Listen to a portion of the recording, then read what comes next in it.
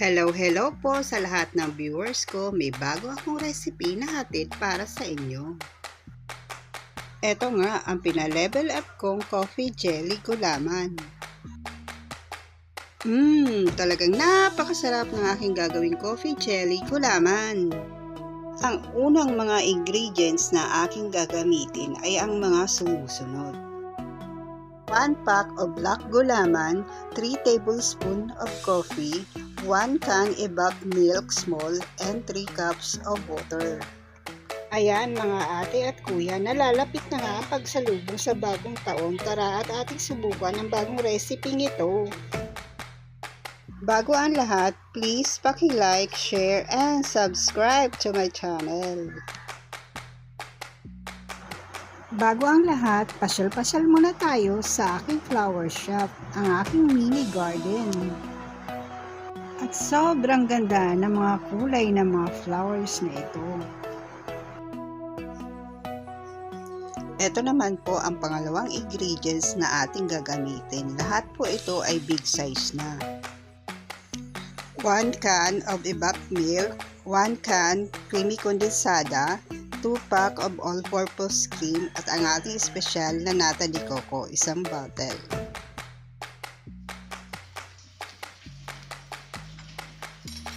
Umpisa na po natin ang paggawa ng coffee gelatin mixture.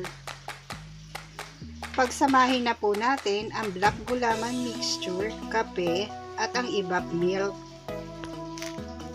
Halu-haluin lamang po natin ito hanggang sa lumapot yung coffee gelatin mixture. Nilagyan ko po ito ng gatas para hindi po pumait yung coffee gelatin. Para mag-iba ang texture ng gelatin, para maging soft o malambot.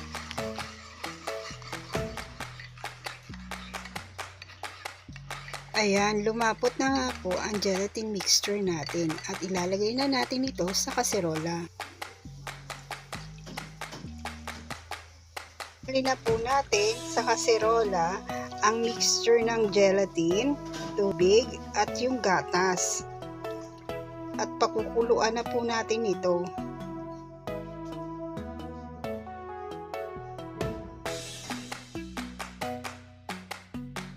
Pag nakulo na po ito, palamigin muna natin ng kaunti at saka natin isalin sa lanera para tumigas na ang coffee gelatin.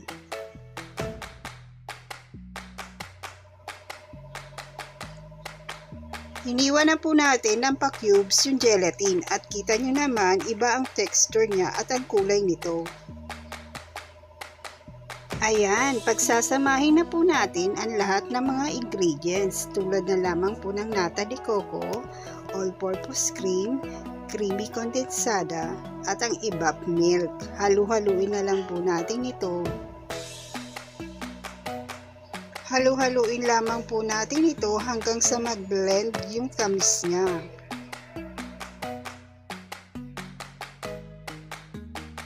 Sa lahat po ng okasyon, pwedeng-pwede ang pina-level up nating coffee jelly gulaman.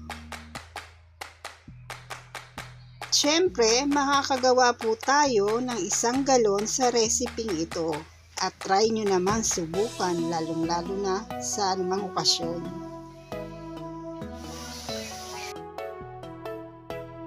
Ang paglagay po ng keso ay isang optional na lamang po. Nasa inyo na po yun kung gustuhin nyo. At ayan, finished product na nga po ang ating coffee jelly gulaman. O ayan, ang sarap diba ng coffee jelly gulaman. At syempre pa, palamigin muna natin ito para mas lalong masarap. Marami pong salamat sa ulitin next recipe.